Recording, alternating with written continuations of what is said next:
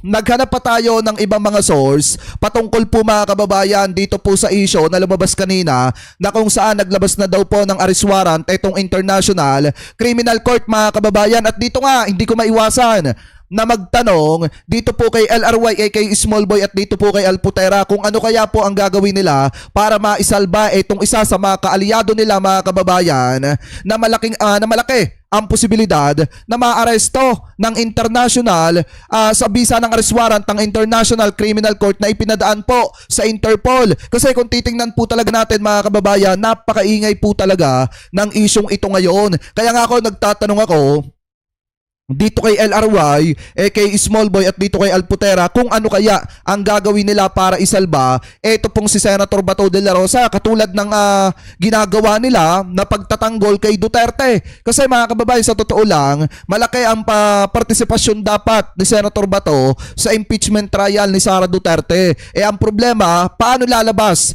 etong si Senator Bato kung may nakaamba sa kanya na arrest warrant na ngayon mga kababayan allegedly. So ngayon, basahin po natin itong nakita po nating balita galing po sa DZMM Teleradyo. Sabi po dito, kinumpirma ng sources sa DZMM Radyo Patrol na naglabas na ng arrest warrant ng International Criminal Court laban kay Senator Ronald Bato de la Rosa.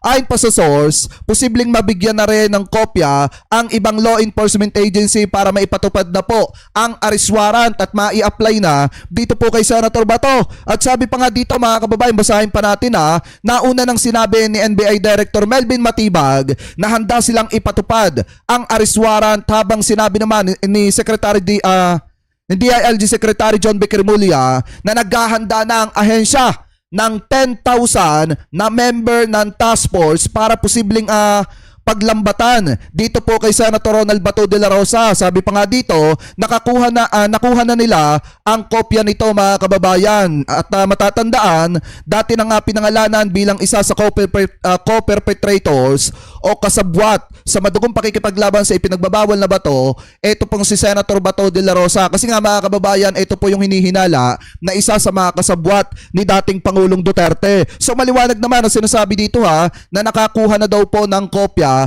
etong DILG Secretary na si John B. Cremulya at naghahanda na po sila mga kababayan ng 10,000 na task force na tutugis po dito kay Senator Bato de la Rosa. Kaya nga mga kababayan, kung titingnan nyo yung iba sinasabi fake news daw tayo. Ito nga napakaliwanag, nasa 10,000 na task force ang hinahanda para arestuhin na po etong si Senator Bato de la Rosa. At kahit po itong si NBI Director Melvin Matibag, talagang handa na rin po mga kababayan para ipatupad ang arrest warrant dito po kay Bato. At yan po ay isang patunay na talagang may arrest warrant na nga etong si Bato de la Rosa galing po sa International Criminal Court. Pihado mga kababayan, hindi lang si Bato yung kinakabahan. At yung isa sa kinakabahan dyan ay walang iba kung hindi etong si LRY, aka Small Boy, at etong si Alputera, kasi kaalyado po nila yan Diba? Kaalyado po nila etong si Bato de la Rosa at isa po ito sa mga pag-asa nila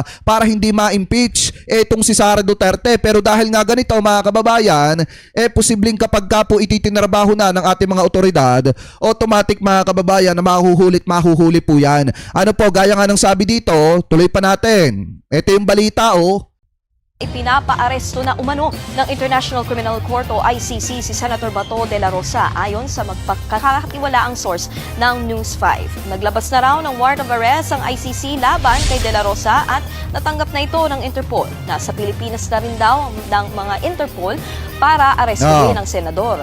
Ayan na maliwanag, sinasabi dito, nasa Pilipinas na po mga kababayan ang Interpol para isilbi ang arrest warrant na ipinadaan sa kanila ng International Criminal Court. So ngayon, ang mangyayari dito, kaya pala biglaan yung paghahanda ng 10,000 na task force, dahil nga na-receive na ng opisina ni Secretary John Vic yung arrest warrant po laban po dito kay Senator Bato. At anytime, anywhere, pwede na po itong maaresto mga kababayan once na ipatupad na po nila yung arrest warrant. Anyway, tuloy pa natin. Gayunman, wala pang natatanggap na impormasyon ng DOJ at DILG tungkol dito, pero ayon kay DILG Secretary John Vic Remulla, inihahanda na nila ang task force na tutulong sa pagdakip kay De La Rosa.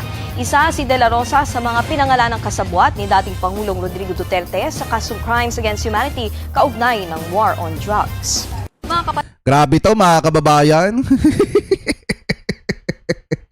Makikita nyo kung talagang totoo nasusunod ba itong si Senator Robin Padilla dito po kay Senator Bato. Alam nyo kung may isang salita itong si Senator Robin, dapat kapag ka na-aresto itong si Bato, magpakulong ka na rin doon sa dahig. Kung talaga may isang salita ka.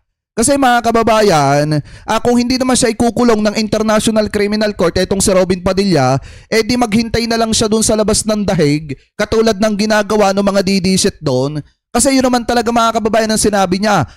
Kung maaaresto si Bato de la Rosa, sasama siya. O di doon na siya tumambay sa dahig, doon na siya manatili.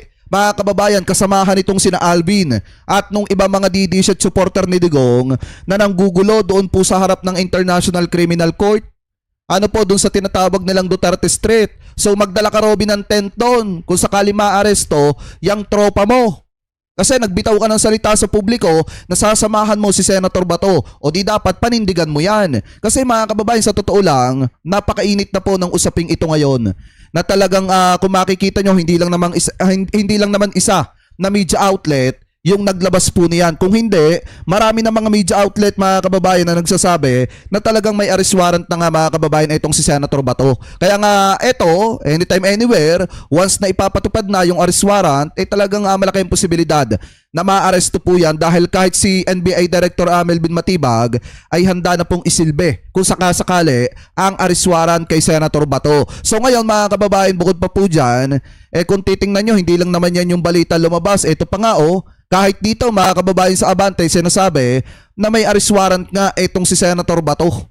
Ano po at ang itong Interpol, sinasabi rin na nasa Pilipinas na para isilbi mga kababayan ang arrest warrant laban po dito kay Senator Bato de la Rosa. So bukod pa po dyan, kung matatandaan nyo mga kababayan, nag-post na rin itong si Attorney Jess or itong si Attorney Jesus Palsis at sabi nga dito, DILG Secretary John Vic Remulla said they are preparing a 10,000 person task force to arrest Bato if an ICC warrant is really issue mga kababayan.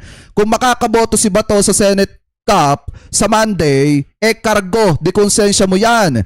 Sir, arrest Bato or be friend by BBM mga kababayan, yun yung sabi dyan. Pero kung titingnan nyo mga kababayan, mukhang malabo na itong si Senator Bato na maging partisipasyon pa or magkaroon ng partisipasyon pa mga kababayan sa impeachment nitong si Sara Duterte kasi nga hindi na po ito sisipot, hindi na yan maglalabas mga kababayan at mas lalong hindi na magpapakita sa publiko yan dahil nga meron ng arrest warrant na nakaamba laban po sa kanya. At kung matatandaan nyo, naglabas na rin ng pahayag ang PNP patungkol po dyan at ayon nga po sa kanila, ito basahin po natin. Ayon po sa Abante, tunay na tablodista, PNP kikilos batay sa lawful orders mula sa kinauukulang otoridad. Sabi po dito, ito daw. Binigyan din ng Philippine National Police PNP nitong Sabado, nakikilos lamang ito batay sa mga legal na kautusan mula sa karampatang otoridad at alinsunod sa umiiral na batas sa tamang proseso. Ito ay sa gitna ng napaulat na paglabas umano ng International Criminal Court ICC ng warrant of arrest laban kay Senator Bato de la Rosa. Sabi pa dito, tiniyak din ni Nartates na anumang aksyon sakaling kailanganin ay isasagawa ng may pagtalima sa due process, rule of law, sabi pa nga dito, rule of law at may ganap na paggalang sa karapatang pantao mga kababayan. Sabi pa dito, patuloy rin aniya ang koordinasyon ng PNP sa Department of Interior and Local Government, DILG at iba pang ahensya ng gobyerno upang matiyak na ang lahat ng hakbang ay sumusunod sa umiiral na protokol. Umapila na rin si Nartates sa publiko na maging mapanuri at iwasan ang pagpapakalat ng hindi beripikadong impormasyon at umaasa lamang sa mga opisyal na pahayag ng mga kinauukulang ahensya o mga ahensya.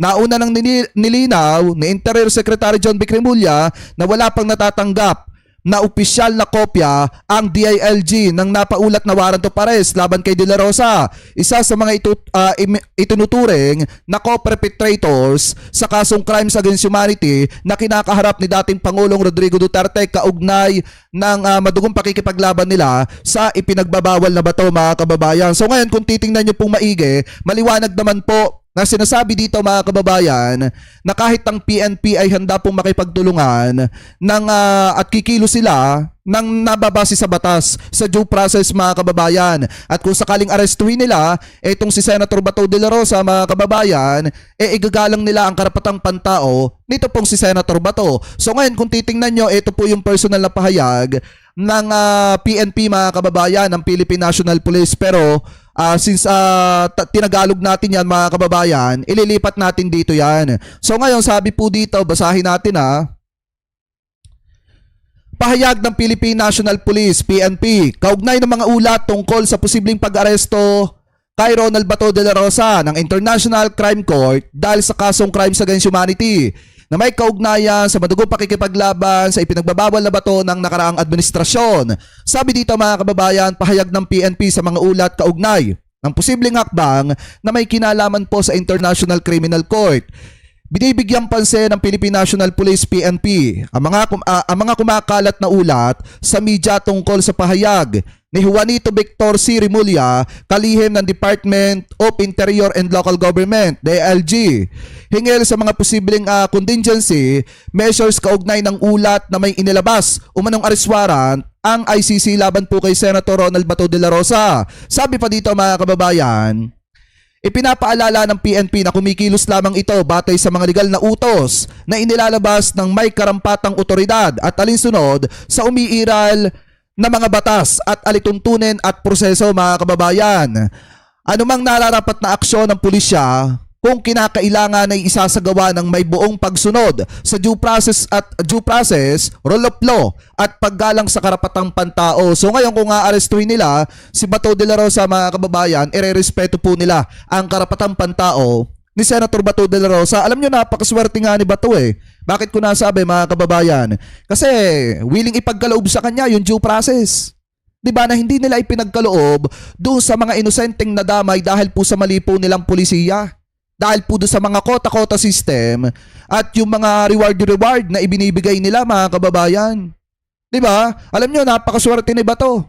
Kasi kahit maaresto siya dito, makakasigurado siyang buhay siya. Unlike doon sa mga tao na binawian ang buhay nung panahon na isinasagawa nila yung palpak na madugong pakikipaglaban nila na yan sa ipinagbabawal na bato. Anyway, tuloy pa natin. Sabi pa dito, tinitiyak ng PNP, patuloy rin makikipag-ugnayan ang PNP sa DILG at iba pang kaugnayan na ahensya ng pamahalaan upang matiyak na ang lahat ng hakbang ay naaayon sa itinakdang legal at operational na mga protokol. Tinitiyak ng PNP sa publiko na ang profesionalismo, pag-iingat, maximum tolerance at pananagutan ang magiging gabay sa lahat ng kanilang kinikilos sa lahat ng oras. Sabi pa dito, mga kababayan, hinihikayat din ng publiko na maging mapanuri at iwasan ang pagpapakalat ng mga hindi beripikadong impormasyon na kumakalat online. Pinapayuhan ang lahat na umasa lamang sa mga opisyal na pahayag mula po sa mga otorisadong ahensya ng gobyerno.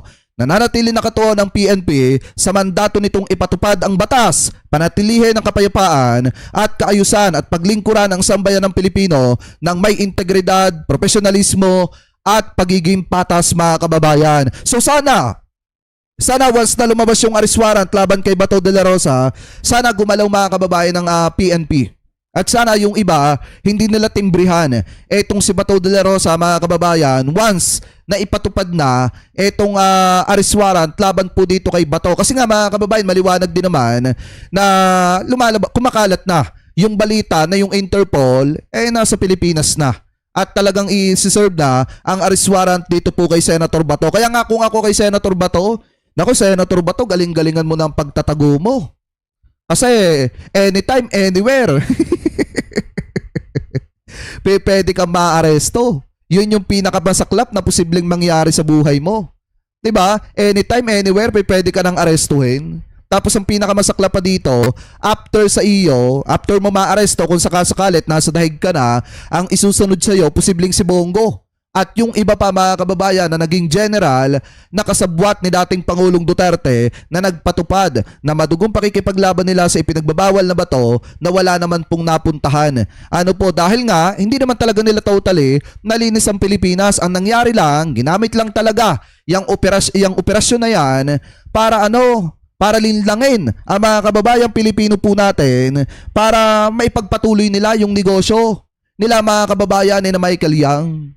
Kaya nga napakasakit nito para sa mga kababayang Pilipino po natin na habang nagdinegosyo sila ng bilyon-bilyong halaga ng ipinagbabawal na bato, itinutumba naman yung mga kababayang Pilipino po natin. At eto na, sabi ko nga po sa inyo, may balik ang panahon at kung tadhanang makulong ni Senator Bato de la Rosa sa ibang bansa, makukulong po talaga yan. Ano po mga kababayan? So kung kayo po ang tatanungin, ano po masasabi ninyo, hingil po dito sa mga balita at mga ulat na talagang lumabas na ang arrest warrant ni Senator Bato de la Rosa at ang Interpol mga kababayan ay nasa Pilipinas na daw po. Kaya pala ganun na lamang katindi yung paghahanda ni Secretary John B. Cremulya mga kababayan na dumating pa sa point na 10,000 na task force yung inihanda po nila na aaresto dito po kay Senator Bato de la Rosa. So comment below na lamang po mga kababayan kung ano po ang masasabi nyo hingil po sa usapin po na ito.